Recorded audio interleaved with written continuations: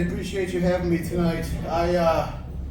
I'm single for the first time since I was in my 20s. Anybody single out there? Single? Yeah, right? But hey, check it out. I got a date. How about that, right? Yeah. Good for me, yeah? It's on August 1st at 10:30 a.m. at the 400 West Superior. Yeah, it's a fucking court date. Yeah, for the $300 drinking on the red line ticket I got on the way here 2 weeks ago. Yeah. I'm hoping it's just, thanks for playing. It's the first time I'm ever hoping to go into a date and hope that my lack of money actually helps me out at the end, you know? Like, hey, Judge, let's go Dutch here, you know? You pay half, I'll pay half. I am single for the first time since I was in my 20s. I'd like to be like Mike, honestly. I'd like to be like Mike. Hold on, before you go, I want to practice a pickup line that I have for black women. Are you ready?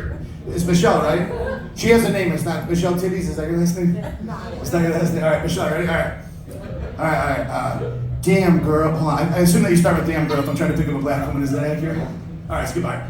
Damn girl, I'm like the NTSB. I just really need that black box. What do you think? Did I crash and burn? I crashed and burned, didn't I? All right, I fucking crashed and burned. All right. I'll move on. I am single for the first time in my 20s. I was in a 10-year relationship that didn't make it, right? Yeah, as it turns out, I was a bad investment. Yeah. And she was Martha Stewart, and those two things are not compatible. Yeah. And no, I wasn't literally dating Martha Stewart. Like, I'm not accusing her of fucking Snoop Dogg behind my back. I'm just saying that she's a cold bitch who loves cats, that's all.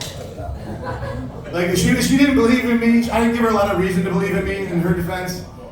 Towards the end there, I was drinking too much, smoking, I was taking way too much Adderall, smoking doobies, you know. I was basically everything that motivational speaker Matt Foley warned us about. Matt Foley, yeah, but instead of living in a van down by the river, I ended up living in a red roof inn out in Deerfield. Anybody else ever been to a red roof inn? No? If you've never been, I'll try to paint you a picture. At the red roof inn, everybody walks with a limp and smokes cigarettes. That's like, picture the clientele of a shitty casino, and now picture those people at home. That's the red roof inn. You got like truck drivers, you got junkies, parolees, you got hoarders. Hoarders were a particular problem at the Deerfield Red Roof Inn. One time in like a February, a very shitty February day, I saw this old woman carrying what I thought were bags of groceries into her room from her minivan. So, you know, I'm a good person, I'm gonna go help her out here. I said, ma'am, let me carry those bags of groceries into your room for you. And she hands me the bags of groceries. They were not groceries, they were just bizarrely heavy bags of trash. And then she opens her minivan door, and it looked like the South Tower of the World Trade Center collapsed inside of her minivan. And then she points at 2 bags and goes, those 2 can stay, the rest comes in. And I was like, what the fuck are you talking? So